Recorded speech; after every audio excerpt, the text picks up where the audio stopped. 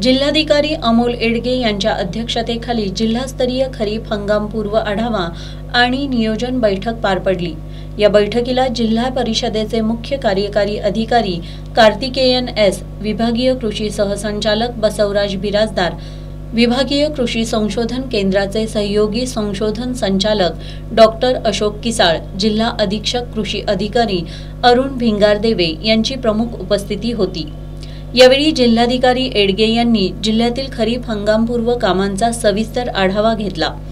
खरीप हंगामात पाऊस चांगला होईल असा अंदाज हवामान विभागानं वर्तवलाय।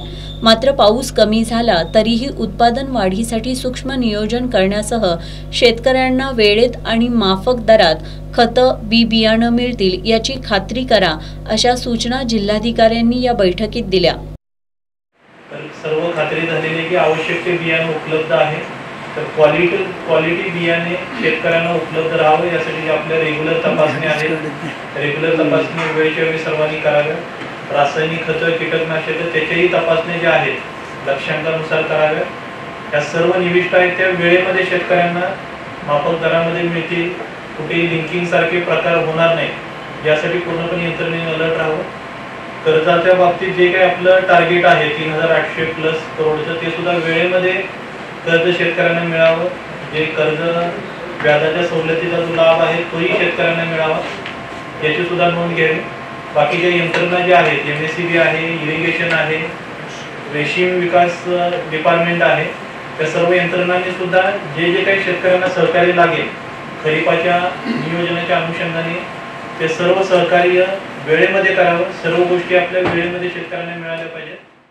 विभागीय कृषी संचालक बसवराज बिराजदार यांनी जिल्ह्यातील सर्व उपविभागीय कृषी अधिकारी आणि तालुका कृषी अधिकाऱ्यांनी कृषी सहाय्यकांच्या माध्यमातून शेतकऱ्यांना विविध योजनांची माहिती देऊन उत्पादकतेत वाढ व्हावी यासाठी सर्वतोपरी मदत करावी, तसंच खरीप हंगाम यशस्वी करण्यासाठी सहकार्य करावं असं आवाहन केलं। यावेळी कृषी विकास अधिकारी अभयकुमार चव्हाण, आत्माच्या प्रकल्प संचालक रक्षा शिंदे, जिल्हा उपनिबंधक नीलकंठ करे, जिल्हा अग्रणी बँकेचे व्यवस्थापक गणेश गोडसे, कृषी उपसंचालक आनंदा जाधव, तालुका कृषी अधिकारी आणि कृषी विभागाचे अधिकारी कर्मचारी उपस्थित होते।